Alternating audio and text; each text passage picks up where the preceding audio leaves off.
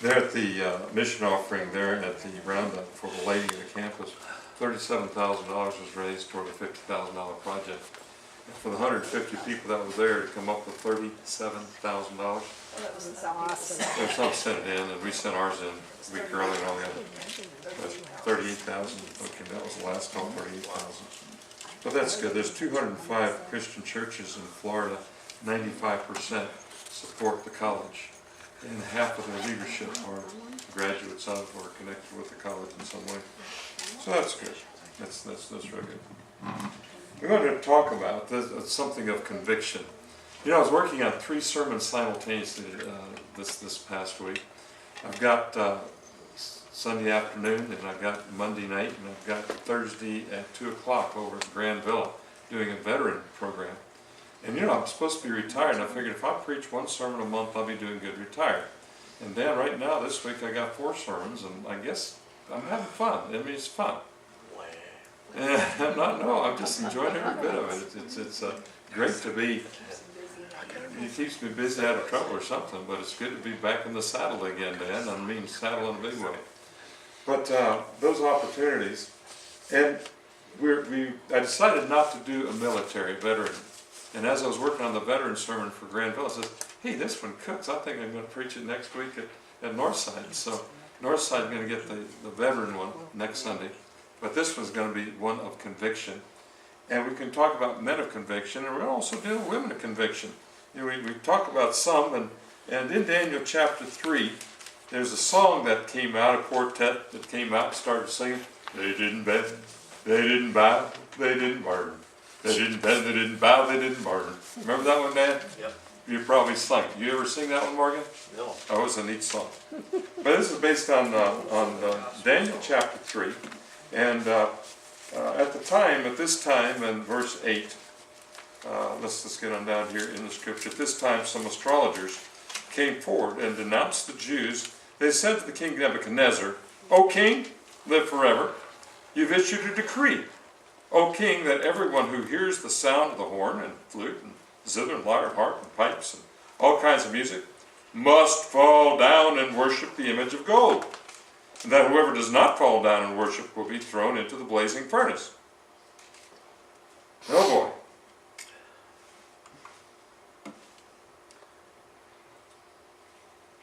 And then he goes on to say, but there are some Jews whom you have set over the affairs of the province of Babylon, Shadrach, Meshac, and Abendnego, who pay no attention to you, O king. They neither serve your gods, nor worship the image of gold you have set forth. Verse 13. Furious with rage, Nebuchadnezzar summoned Shadrach, Meshac, and Abendnego. So these men were brought before the king, and Nebuchadnezzar said to them, Is it true, Shadrach, Meshac, and Abendnego, that you do not serve my gods, or worship the image of gold I've set up? Now, when you hear the sound of the horn, flute, zither, lyre, harp, pipes, and all kinds of music, if you are ready to fall down and worship the image I made, very good. But if you do not worship it, you will be thrown immediately into a blazing furnace. That's not too healthy, but that's where they be. And then what God will be able to rescue you from my hand? Shadrach, Meshach, and Abednego in verse 16. They replied to the king, O Nebuchadnezzar, we do not need to defend ourselves before you in this matter. If we are thrown into the blazing furnace, the God we serve is able to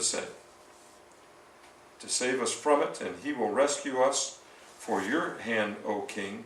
But even if he does not, we want you to know, O king, that we will not serve your gods or worship the image of gold you have set up. Then Nebuchadnezzar was furious with Shadrach, Meshach, and Abednego, and his attitude toward them changed.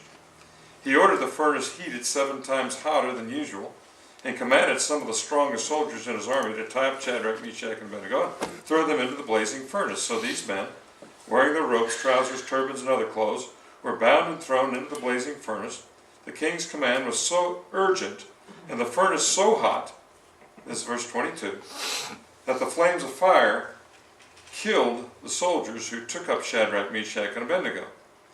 And these 3 men, firmly tied, fell into the blazing furnace. Then King Nebuchadnezzar leapt to his feet in amazement and asked his advisors, "Weren't there 3 men that were tied up and threw into the fire?"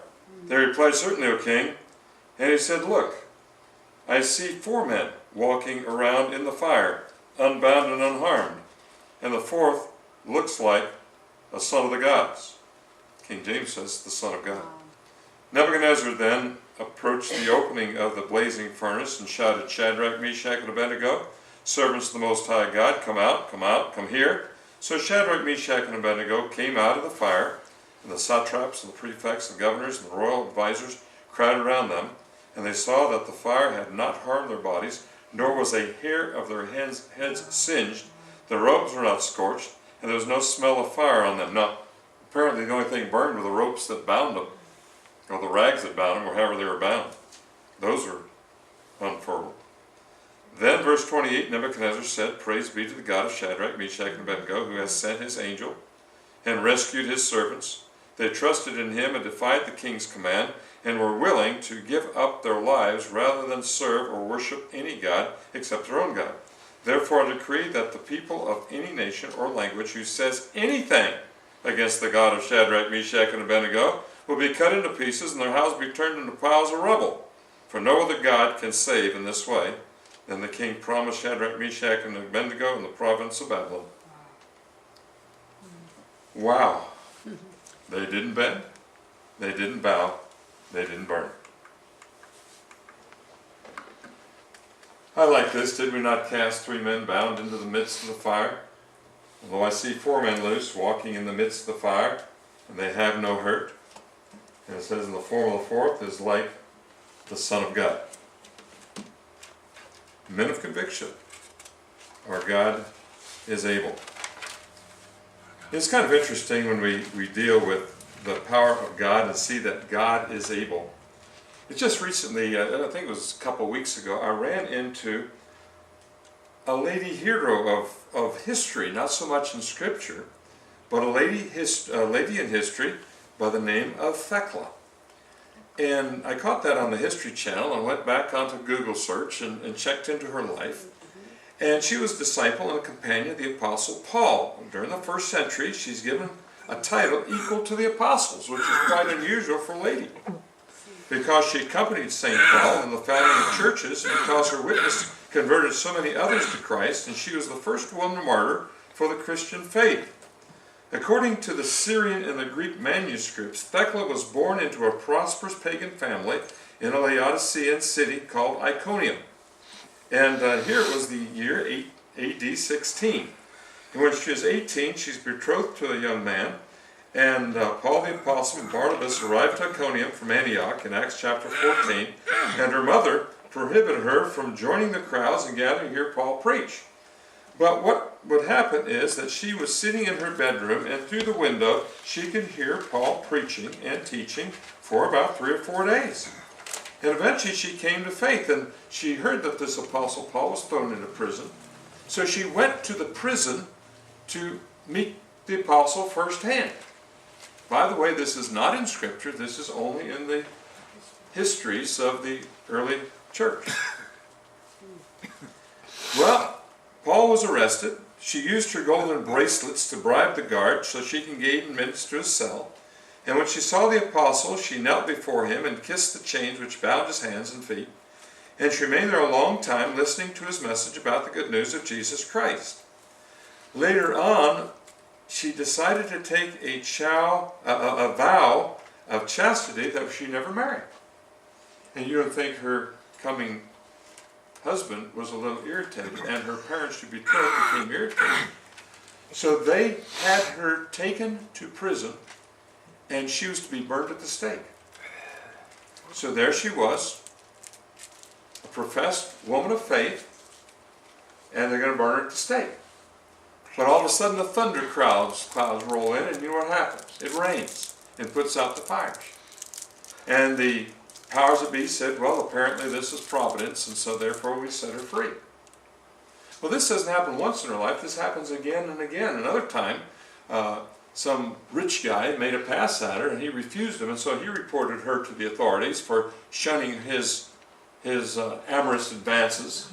And instead of him going to jail, she went to jail, as was that day and that time.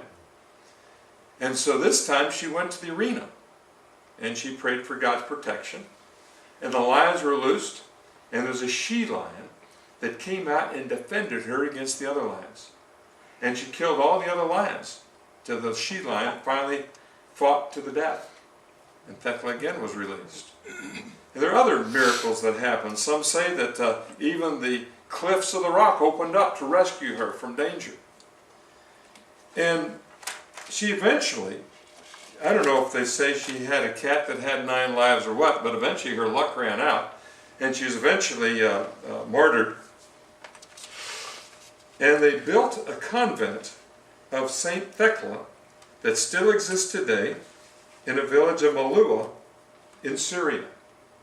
And now that Syria is getting all this attention because of what's going on in Aleppo and all, these stories come out. But because of her sufferings for the faith of the church, they count her a proto-martyr, and because she converted so many people to Christianity, she is also known as an equal to the apostles. Thecla, a lady I never heard about until 2 weeks ago. And now you have heard the rest of the story.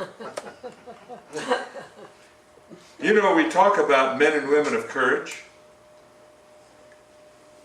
And we notice these 3 children of Israel say, even if we die, we still know our God is able. Can you say that with me? Our God is able. You know, we find Sarah laughed when she was told that she was going to have a child when she was 90 years old. And what happens, church? Our God is able. Elizabeth, Mary's cousin, gave birth to John the Baptist, even though she was past childbearing age. Church, our God is able. Pharaoh told Moses he'd never see the day when he would let the Israelites go. Our God is able. So Pharaoh and his armies thought they had the Israelites trapped by the Red Sea, and God parted the sea and let them through. Why? Because our God is able. And Elijah goes against the prophets of Baal in the Old Testament. And he ends up defending the faith, and it's him against the prophets on Mount Carmel. And we find out what, church? Our God is able. And then later on in the book of Daniel, you have Daniel thrown in the lion's den for the same situation. Shadrach, Meshac, and Abendnego were thrown in the fiery furnace. And after, just like Thecla, the lioness defended, and God shut the mouth, or opened the mouth in this case of the lioness, but this time God shut the mouth. What do we find out with Daniel in the lion's den? Our God is able. And then Jonah wasn't going to go preach in Nineveh, and nothing was going to make him go preach to Nineveh. But then, church, what do we find? Our God is able. There's a storm on the Sea of Galilee. And then Jesus comes along. And what do we say, church? Our God is able. And the disciples said, there are only a few loaves and a few fish. We can't feed all these people. And Jesus said, our God is able. And the Christians cried out to God, can nothing make Saul quit persecuting the church? What changed Paul? Our God is able. And Peter was arrested. There were 16 guards assigned to watch him, 4 at a time. 2 guarded the doors, and they guarded the cell, and 1 was chained to each arm. And then what happened? Our God is able. And when Jesus was killed, there were only a few who would stand with him, and after he left, there were 120 gathered for prayer. And what do we find? Our God is able. And when Stephen was killed, the Christians scattered throughout the known world. They couldn't be stopped. Everywhere they stopped, they started a church. Why? Church, because our God is able. And then Acts 17:6 says, these are the men who've turned the world upside down. They've come here too. Why? Church, our God is able. And Paul's in prison. He sent letters to encourage the churches. Why? Because our God is able. And John's in prison on the island of Patmos as a penal colony. And there he is writing the book of Revelation. And God delivers John from that situation. Why? Because our God is able. And even when we talk about the history of this nation, these pilgrims, they were trying to be stamped out in Europe. They came over in the Mayflower. They came and founded another nation that had been sending out missionaries for nearly 200 years since. Why? We say because our God is able. They didn't bend. They didn't bow. They didn't burn. We talk about the men and women of conviction. We know God is able to use you. We think about how the Lord has used you in the past year. He used some of you to teach. Glenn, Thursday morning classes. Dan, he's been teaching Sunday morning classes. He's used some of you to play instruments, CJ, and then Glenn on his guitar. He's used some to be visiting nursing homes and singing in concerts. Morgan and Morty and others have been involved in music. And those have been counseling, and then Cassandra and mission trips, and all that has been done because Jesus has changed your life and wants other people to have an opportunity to know Jesus just as well. We say God is able to use you. You know, Isaiah 54 tells us this, that there's no weapon forged against you that will prevail. You will refute every tongue that accuses you. This is the heritage of the servants of the Lord, and this is their vindication from me, declares the Lord, our God is able. I want to share with you what Paul Harvey said back in 1965. If there were the devil, he says, if there were the devil, if I were the devil. If I were the devil, I'd soon have families at war with themselves, churches at war with themselves, and nations at war with themselves, until each in its turn was consumed. And with promises of higher ratings, I'd have the mesmerizing media fanning the flames. If I were the devil, I'd take from those who have and give to those who want it, until I have killed the incentive of the ambitious. Then my police state would force everybody back to work. If my people who are called by my name, the Bible says, will humble themselves and pray and seek my face and turn from their wicked ways, I will hear from heaven and will forgive their sin and heal their land. 1965.